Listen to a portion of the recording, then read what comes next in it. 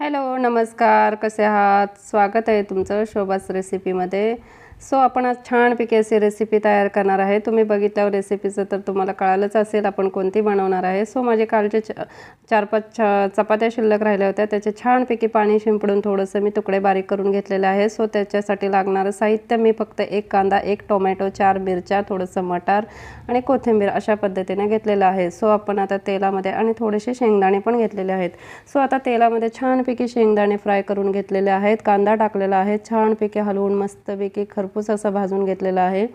त्याच्यामध्ये मिरच्या आणि मटार पण मिक्स करून आता घ्यायचं आहे आपल्याला.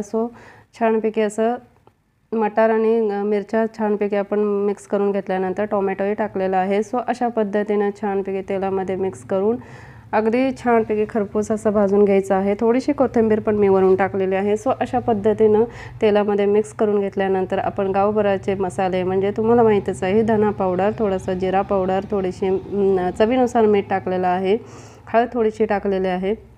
अशा पद्धतीनं सर्व मसाले टाकून झाल्यानंतर जे काही आपण बारीक तुकडे केलेले आहेत चपातीचे, ते सर्व चपातीचे तुकडे आपण त्याच्यामध्ये मिक्स करून घेणार आहोत आणि त्याच्यामध्ये नंतर वरून आपण छानपैकी थोडीशी कोथिंबीर पण ॲड करणार आहोत. अशा पद्धतीनं कोथिंबीर ॲड केल्यानंतर मस्तपैकी असं आपण ते चपात्याचा चिवडा आपल्याला हलवून घ्यायचा आहे.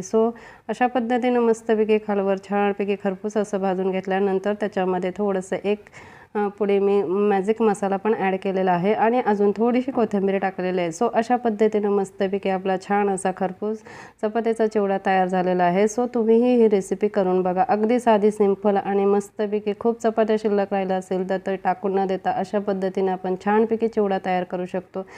तुम्हाला ही रेसिपी कशी वाटली ही नक्की सांगा आणि छानपैकी गरम गरम मस्तपैकी ह्याच्यावर लिंबाचा रस पिळून अगदी दह्याबरोबर सुद्धा तुम्ही हे खाऊ शकता. तुम्हाला रेसिपी आवडली असेल तर लाईक करा, शेअर करा आणि रेसिपी आवडली असेल तर नक्की सबस्क्राईब करायला विसरू नका. धन्यवाद.